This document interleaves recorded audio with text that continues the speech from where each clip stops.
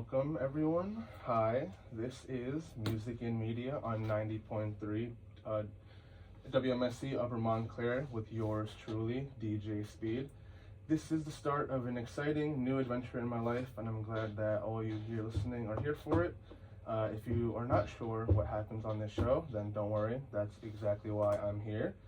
Music and media is where I take important pieces of entertainment media in my life, whether it be a video game, TV show, or movie that has licensed real-life music in it, and I give a synopsis of said media and also play music from it while, in between explaining it.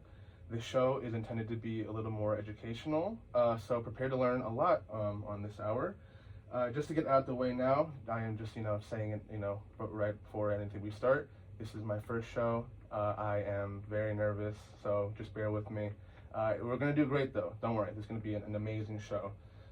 For our first episode, we're going to start our Grand Theft Auto series, where I follow the mainline Grand Theft Auto games, that being Grand Theft Auto 3, Vice City, San Andreas, Grand Theft Auto 4, and finally, Grand Theft Auto 5. These games were made by Rockstar Games, a game developer based out of England, and I understand that there are some other games in that franchise that I am not covering, whether because they were made in the 1980s or they're just not as influential as the ones I'm going to cover.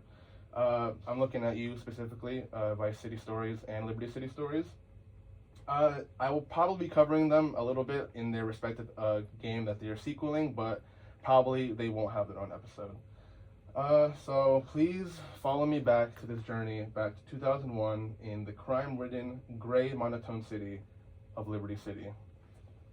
Before we start, I want to lay out some important information that would make this upcoming synopsis a lot easier to digest. The character you play as in the game doesn't have a name nor has a voice. He is mute throughout the entire game. You might be thinking, how is that possible to have a mute protagonist? Somehow, Rockstar made it possible, and it worked beautifully. It was only confirmed in future games, which I will also be covering, that his name is Claude, so that's what I will be referring to him as. Most characters kind of just boss him around, and he just obeys. Another important thing to know beforehand is the 3 main islands that make up this version of Liberty City, which is heavily inspired by New York. The beginning island where you start is called Portland. It is mostly run down and a lot less nice than the other 2 cities. The high-rise, city-like island in the middle is called Staunton Island, and then the last unlockable island is the suburban shoreside Vale.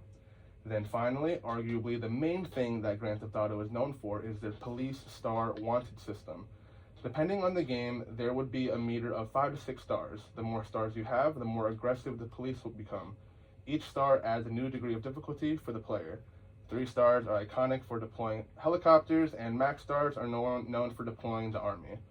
So, now that we have all the preliminaries out of the way, I would like to introduce to you all, finally, Grand Theft Auto 3. The game opens with a dramatic bank robbery scene. Intense music plays in the back while you see one of the most iconic cars in the GTA universe, the Banshee, pull up in front of the bank. It then cuts to a woman shooting at a camera while her and Claude run out with suitcases full of cash. As the man turns the corner, he is staring down the barrel of a gun wielded by the woman he ran out with. Claude is shot and left to be taken by police as the woman gets in the Banshee and evades capture. We then learn that this woman's name is Catalina. We are then shown an image of the newspaper front page. It alludes to the idea that the 2 were lovers and that the man had a trial and was found guilty, and now has to serve a 10-year sentence in the Liberty City Penitentiary, located in Staunton Island. We are then shown a cutscene of Claude and other inmates being transported to the penitentiary. They are stopped by an unknown group as they demand the release of an inmate being transported. The police, fearing for their lives, oblige. They realize they release the inmate, but in this moment of confusion, Claude and another inmate he befriended there, 8-Ball, escape as well. However, the unknown group left a massive bomb in the middle of the bridge that they were on, the Callahan Bridge. It blows up and separates Portland from the other 2 islands. Miraculously, and with a little video game magic, there is a perfectly placed unlocked car on the side of the bridge that they happen to be on. They get in the car, named the Kuruma, another iconic car in the franchise, and we are then introduced to the whole reason why we're here, meaning like you and me, not like the people in the game. It's the radio. the game is, it had introduced the iconic radio stations that are synonymous with each game. This game is home to 9 unique radio stations with their own respective host. First up, we got Head Radio, known for its pop selection. And then we have Lips 106, known for contemporary pop hits. Flashback 95.6, I suppose, is with a partnership with like Universal or Scarface, because this station only plays music from Scarface, which is kind of cool. Number 4, we have K-Jaw, which is the reggae station in the group, and you'll see why that's relevant later. Rise FM is inspired by UK house and electric music. 6 is Game FM, the game's hip-hop station. Number 7 is MSX FM, known for drum and bass music. 8 is Double Clef FM, with their classical opera station of the game, playing songs like Mozart and stuff.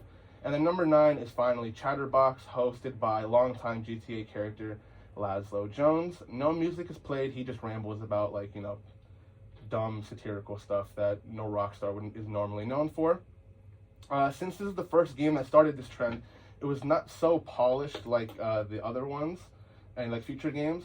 I believe the tracks from Scarface, besides the tracks from Scarface, Rockstar had artists come in, outsource specifically to make songs for the game. The coming games have full-on licensed music, as everyone knows and loves. But this is probably due to the major success of record labels wanting to, capitalize off the big profit of GTA, so they wanted to have their songs in the game. Needless to say, where am I? There were certain songs I intended to play, but thankfully I decided to check if I could, spin them on Spinatron, and I cannot. So there will be some games or some songs that I will be cutting, unfortunately. But you might say that I needed to say. You might say that this game makes it a lot harder to cover. Yeah, just about covered it. I am so sorry. You might say that makes it harder to cover this game, but this game is just so iconic that I would hate to not cover it. And 1 second, let's do this. Okay, perfect. It's called. This song is very important to the game. You are forced to listen to this the moment you get in the Kuruma. I will play the song and a couple others for you, so don't worry. This is Striped Summer by Dildont, and feel free to enjoy.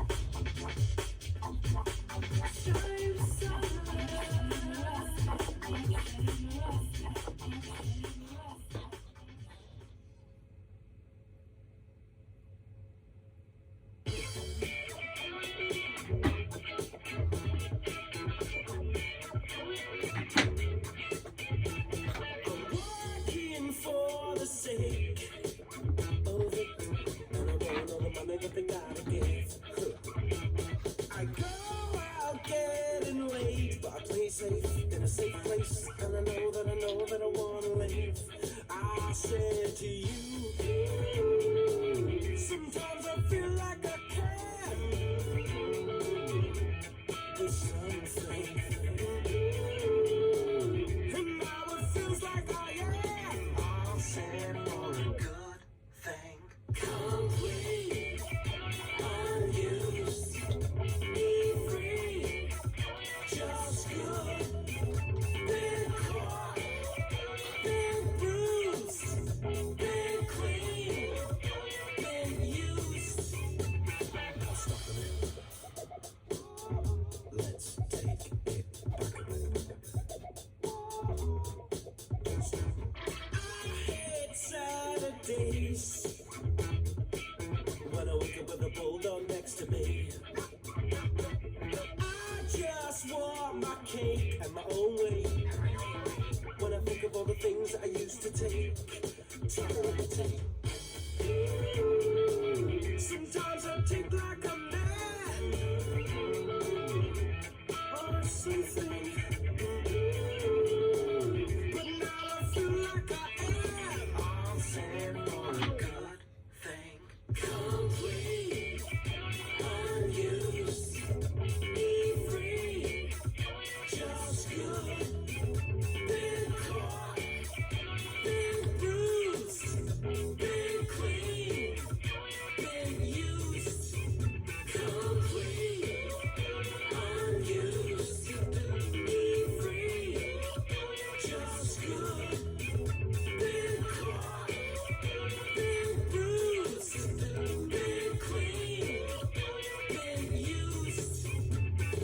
God help our relationship. What a crazy trip. I was faking it. I said, baby, you're the best. You're the best. Complete, unused, just good. Been caught, been bruised, been clean, been used. That was 1 second. Okay, we are back. That was Striped Summer by Dildon'ts and Good Thing by Whatever. Striped Summer in particularly I want to highlight because, as I said before we played the song, that regardless if you take 5 hours to get in the Kuruma or you instantly get it, Striped Summer will play regardless. No matter what version of the game you're playing, you can literally go around the entire town, start a whole cop chase, and come back to the car, and Striped Summer will still always play. Songs that are designed to play at a certain time like that in a game always fascinate me. The same goes for like movies and stuff, but the experience for a movie or TV show is a lot more linear than a game. Like you can reach a point in a game a million different ways. A movie is you could reach, everyone has the exact same experience watching a movie, so I think that's just very fascinating. But getting back to the story, I am a little short for time, so I will try and not wrap it up, but go a little faster. You get to the little hideout that 8-Ball that 8-Ball knows, becoming your first safe house. Safe houses are good for storing vehicles that you like, but most importantly in these older games is for saving your progress. These older games did not have the ability to save wherever you were using like quick save or whatever. You needed to drive back to your safe house if you wanted to save your progress. This was mostly a hindrance. You do not know how many hours of progress I have lost because I randomly decided to start like a massive cop chase, and then my mom told me that we're going out and I have to turn off the game, and she wouldn't tell me, I wouldn't have to tell her like, hey, can you give me 10 minutes to go save my game? She wouldn't understand that. So I would just be forced to turn off the game and lose everything. However, it does add to good signs at the time and nostalgic replay value to the game. After changing out of the inmate clothes, Claude goes out into the criminal underworld, trying to make money and find out more information on the whereabouts of Catalina. The story in the game is made up of different missions assigned by various people throughout the game. It is not so complex and intertwined like the newer games. Only a handful of missions are essential to the story. The rest are just ways to get money and increase your reputation in the criminal underworld, which will provide information on Catalina. There are two main characters in Portland that you meet, Salvatore Leone and his wife slash mistress slash like prisoner. I don't really know. The game is very ambiguous about this detail for some reason. Her name is Maria, it's called. But Salvatore Leone is the head of the Leone crime family, an organized crime organization that holds lots of control in Portland. Claude meets his son and starts doing work for them, and he begins, doing, dirty work for them, taking out enemies of the Leones and destroying the property. And all seems fine and well, but, obviously someone else is going to try and come in and take control of your territory, and that is the cartel, which is the new associates of Catalina, or who have always been the associates of Catalina. And they begin producing a new substance, I guess you can say. A substance that alters your ability to function and do things like that. I hope you're understanding what I'm trying to say. And they start distributing it all across Liberty City and including Portland as well. With the fear of losing control of his city, or perhaps he learned about Claude or Catalina's previous history, Salvatore tries to take out Claude in a trap disguised as just another errand to run. Thankfully, Maria, Salvatore's mistress, or wife if you forgot, saves the day. She sends a message to Claude on his pager, which I suppose was the form of communication back in 2001, and also in this game. She warns him of the trap and tells him to meet her and their friend Asuka at the pier. Claude goes and they get on the boat and ride to Asuka's apartment on the edge of Staten Island. And just like that, we have unlocked a new part of the map. This was really the turning point of the game for a lot of people. Staten Island is no doubt about it. It's Manhattan. Tall skyscrapers, massive park with massive park in the middle, coincidentally, and new luxurious fast cars. Actually, right outside of Asuka's apartment, there is one of these new cars. What's it called? It is the Stinger, another iconic car in the GTA universe. It is painted in the gray and red colors of the Yakuza, which shows Asuka's allegiance in the game. And the first instinct here is to get in the new car and, drive around. So I will play for you some songs from Flashback FM. And here we go. Enjoy.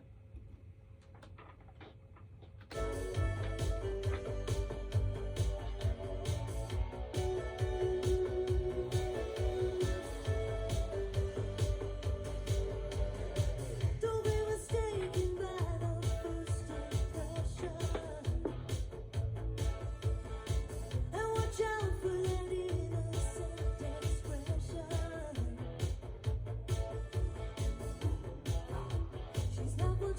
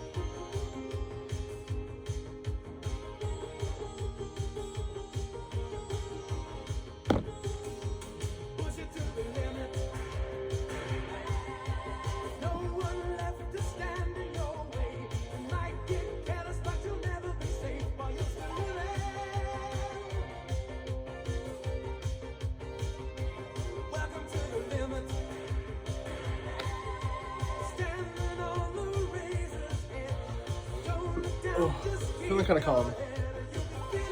Feeling kind of calm. Feeling pretty calm. Feeling pretty calm. Feeling pretty calm.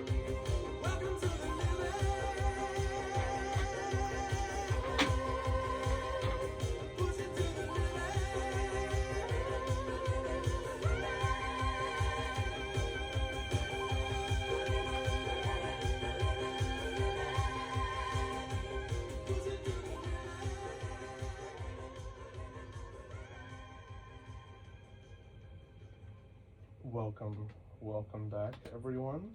That was 2 songs from Flashback FM. That was She's on Fire by Amy Holland and Scarface, or Push It to the Limit, as it's more commonly known as, by Paul Engelman. I want to say that's how you say his name. What's it called? I wanted to discuss a little bit before I got into the song, but I kind of just rushed because I was a little nervous. These songs are from Scarface. I suppose that playing these erases the chances of a Scarface episode, but it's not like that really, influenced me growing up. But, I just wanted to, let that be clear and show that, this was probably a good, or one of the first, big, mixes in media, movies, getting into, obscure, not really obscure, but, smaller video games at the time. Video games didn't have the credit they did back in 2001. Movies and TV shows were kind of like the thing to be, or the thing to, have back in 2001. But, back to the show, back to the synopsis. We are now in Staten Island, which there are now numerous other crime organizations that we have to worry about. Our current allegiance is no longer with the Salvatore Leone family, it is now with the Yakuza, led by Asuka and her brother Kenji. We begin doing errands for them like we did for Salvatore, but now against other rival organizations. We are introduced to a Jamaican organization, I will refer to them as the Greens. Kenji, he overhears about a pact that the cartel and the Greens are going to make and to reunite as one against their mutual rivals, the Yakuza. Kenji instructs us to steal a car belonging to the cartel and ruin the meeting, causing problems between the cartel and Greens once again. As you can see, this is kind of Claude's formula, making all of the rival organizations hate each other and in hopes of learning more information about Catalina. Now that everyone hates each other again, I believe it's time for another music break. This time it'll be highlighting some tracks from K-Jaw, the reggae station from the game. And it's called, here is The Mummy Shroud from Root Radix. Enjoy, or feel free to enjoy.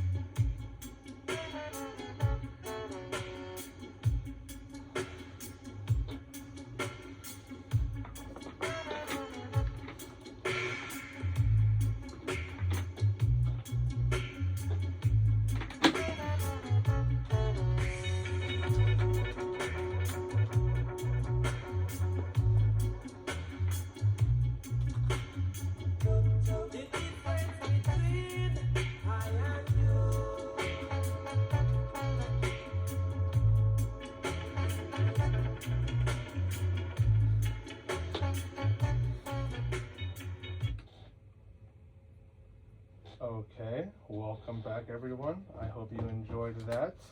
I was intending to play another one, but I am running out of time. But that is a good segue to some of you might be wondering.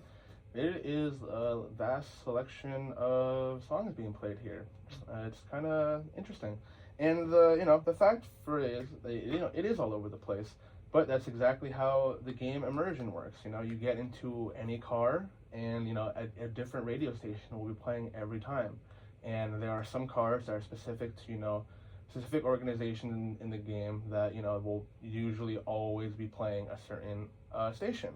And that's exactly why I highlighted some songs from the KJAW radio station, is because the Jamaican organization in the game has their own specific car. And every time, or I want to say like 9 out of 10 times, if you get in that car, you will be hearing KJAW, which is awesome. It adds to the immersion and the individuality of these and actual NPCs in the game, which stands for non-playable character for those who are not familiar. But now it is time to talk about some important characters that we meet while our escapades in Staten Island. We meet Ray, a corrupt cop that has allegiance to Asuka. Through doing errands for him, we meet billionaire Donald Love, a wealthy real estate mogul that uses corruption and violence to maintain his spot at the top. One of the first things that he tasks us to do when we unlock him as a mission is to take out Asuka's brother, Kenji, in a cartel vehicle. The mission cutscene starts off with the iconic line from Love saying, "Nothing drives down real estate prices like a good old-fashioned gang war." And I think this will be a great time to begin to explain that Rockstar intended these games with very heavy satire in mind. And that will become very, and I mean very, apparent in the future games. Obviously, this game has serious moments, or the game, all the games have serious moments, but it's good to never take things too seriously when playing Grand Theft Auto. Claude obliges with no hesitation. It's not like he can talk or, say no or anything. Once the deed is done, the Yakuza and cartel hatred for one another reaches an uncontrollable level. While all this is happening in the background, the Callahan Bridge is being repaired, and transportation from Portland to Staten Island by car, at least because we got there by boat, is now possible again. I mention this because in a mission given by Donald Love named Grand Theft Aero, we now have access to the third and final island, Shoreside Vale. This is home to the Francis International Airport and the heart of the cartel operations. We are then tasked to pick up a package from the airport, but the cartel has stolen it and taken it back to a construction site in Staten Island. As we fight through our way through the enemies, we go up an elevator and are faced with Catalina and another man from the initial robbery. That's the initial robbery from the intro of the game. His name is Miguel. He's not important, but I just figured I'd name him. Catalina is shocked to see Claude alive and leaves Miguel with Claude and runs away, leaving the package. Randomly, and once again with a little more video game magic, Asuka is also there. She takes Miguel into her control to try to extract any information about the supposed cartel assassin that took out her brother. Not knowing the entire time that it is us, the playable character right in front of her, that took out her brother. This mission specifically highlights Claude's self-preserving and, heartless nature. Playing this when I was like 7 years old, and, should I have been playing this at 7 years old? Probably not. But, it's not like I understood anything that was going on in the game, and, that just alludes to more to the fact that, I didn't pick up on this behavior from Claude until I replayed these games at an older age. It's really messed up what he does, and there's nothing really much you can really say about it. But before we reach our final act of the game, I want to play some songs from the iconic Lips 106 station. It is there we go, this one. We have one of the most recognizable songs from the game. This is Bump to the Music by Fatamars. See you in a bit. Pop star in a black car. I make voice art, showing my arse. Feel it lets you get higher. Feel it, it takes you away. Feel it and taste my desire. Let's take a moment. How can I get it when I know that you wanted to? Know that you wanted to. Let's just say to the music, to my stereo, to my video, to the right stuff, to the music, to my video.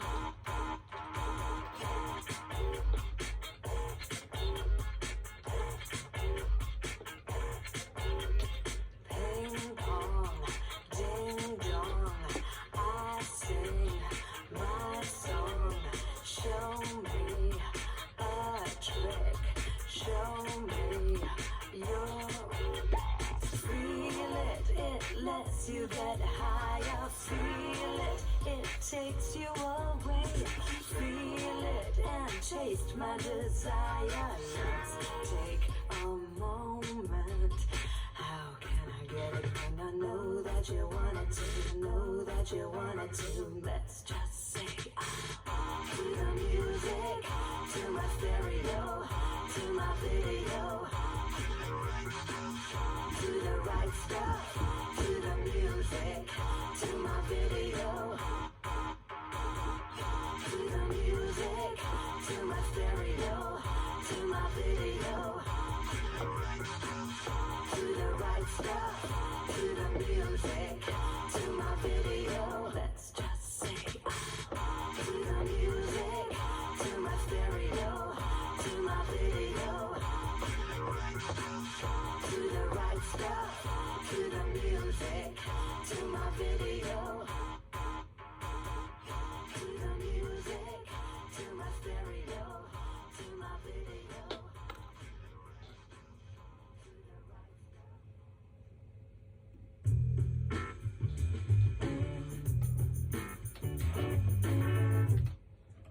This is a little instrumental from the game that is very iconic and easily recognizable as well. This is Rubber Tip by Funky DJ. Feel free to enjoy.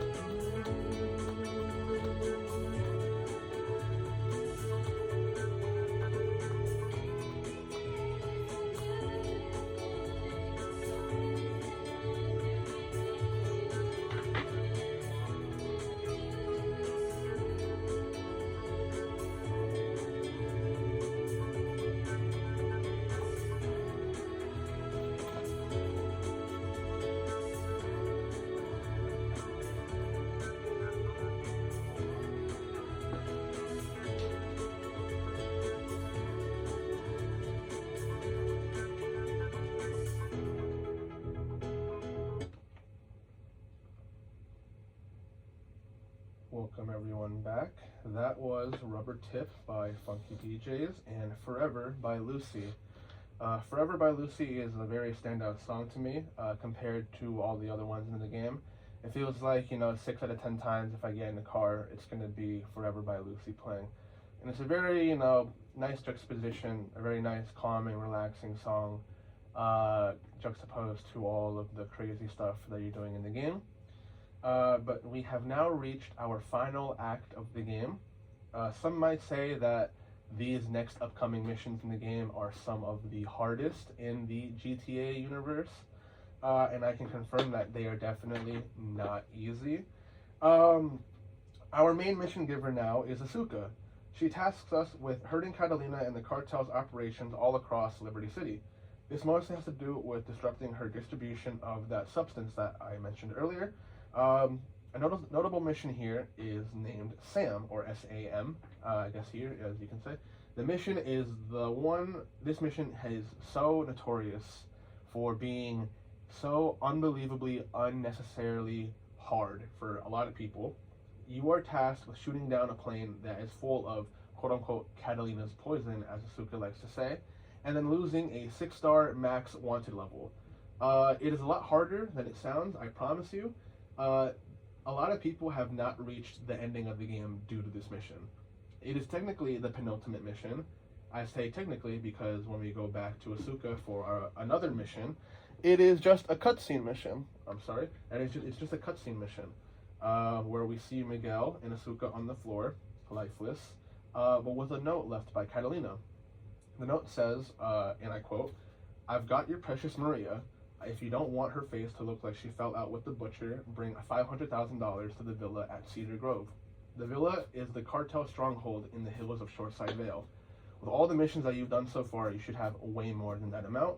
And then, you go over to the villa, and this is the final mission of the game titled The Exchange. When we arrive at the villa, we are surrounded by cartel as we are face to face with Catalina again. You are sprayed with bullets, and then, again, with a little video game magic and a little hand-holding from Rockstar, it guides you basically to a garage full of, health packs, armor packs, and a new car. You get in the car, and you leave the villa, and then you follow Catalina as she leaves in a helicopter. The helicopter goes to the dam in Shoreside Vale. You go to the dam, and you fight through the waves of enemies, and then you finally reach the top of the building that they're on near the dam. You save Maria and take out Catalina's helicopter, finally ending this pursuit for revenge. We are then introduced to the final cutscene of the game. It shows Claude and Maria leaving the dam while a news report of the shootout is being played in the background. For some reason, the game, I think, heavily implies that Claude, in this moment, takes out Maria, because there's a gunshot being played in the back, and then it fades to, back to control of Claude in the game. I suppose this was to, remove any, sorts of story continuation in the game at any chance. Just, end the story there completely then and there, so you don't have to, worry about any other plot holes or something like that. And that is the story of GTA 3. I wanted this to be a little more polished, but I was, rushing and it's a little nervous, so I apologize. But I think that this was a great first episode, and I want to thank everyone here at WMSC, or I guess you can say 90.3 WMSC Upper Montclair. Thank you so much to everyone listening out there. I do not have my full schedule up. I am still currently working on what media I want to choose and play for you guys. Once I will have that up, you can, or feel free to follow me on Instagram at JohanVSQ for future updates for this show. And I appreciate everyone here. I will end it off with some lovely words from our station, and I will see you all next week. Thank you very much, and have a great weekend. I learned from my adoptive mom. She said sometimes you just gotta hold on and know we'll get through this. Mom, we are so high up. Hold my hand. No, you hold my hand. Here we go.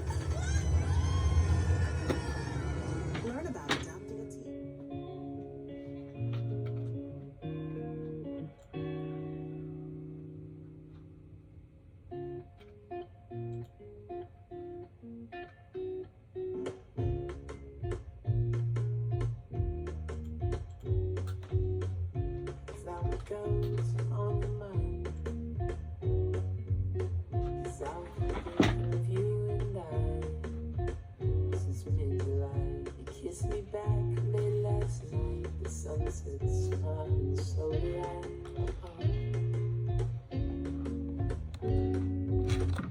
Let's take a van on down here to Flower Girl.